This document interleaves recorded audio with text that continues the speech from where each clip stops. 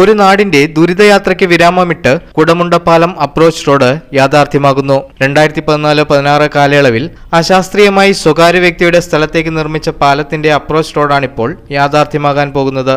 കോതമംഗലം താലൂക്കിൽ പല്ലാരിമംഗലം വില്ലേജിൽ കോതമംഗലം 6 കുറുകെ കുടമുണ്ടയിൽ കവളങ്ങാട്, വാരപ്പെട്ടി എന്നീ ഗ്രാമപഞ്ചായത്തുകളെ തമ്മിൽ ബന്ധിപ്പിച്ചുകൊണ്ട് ഇറിഗേഷൻ ഡിപ്പാർട്ട്മെന്റ് 2016-ൽ Kudamunda check dam cum bridge പണി പൂർത്തിയാക്കുകയുണ്ടായി.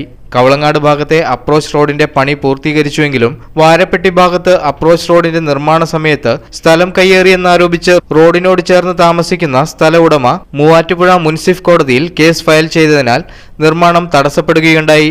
കുടമുണ്ടയിൽ PWD നിർമ്മിച്ച പഴയ പാലത്തിൽ ചെറിയ മഴയ്ക്ക് തന്നെ വെള്ളം കയറുന്നതുകൊണ്ട് മഴക്കാലത്ത് ഇതുവഴിയുള്ള ഗതാഗതവും തടസ്സപ്പെട്ടിരുന്നു.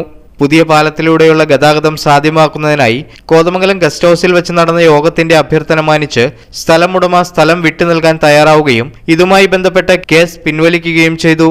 തുടർ നടപടികളുടെ ഭാഗമായി റവന്യൂ അധികൃതരും സ്ഥല ഉടമയും ഇറിഗേഷൻ അധികൃതരുമായി നടത്തിയ സ്ഥല പരിശോധനയിൽ 25 സെന്റ് സ്ഥലം അളന്ന് തിട്ടപ്പെടുത്തി റോഡിനായി ലഭ്യമാക്കി. എന്നാൽ സുഗമമായ വാഹന ഗതാഗതത്തിന് സ്ഥലം അപര്യാപ്തമാണെന്ന് അറിയിച്ചതിനെ തുടർന്ന് 3.57 സെന്റ് സ്ഥലം കൂടി ഉടമ വിട്ടു നൽകാൻ തയ്യാറാവുകയും റവന്യൂ വകുപ്പിന്റെ നേതൃത്വത്തിൽ ഈ സ്ഥലം അളന്ന് തിട്ടപ്പെടുത്തി ലഭ്യമാക്കുകയും ചെയ്തു.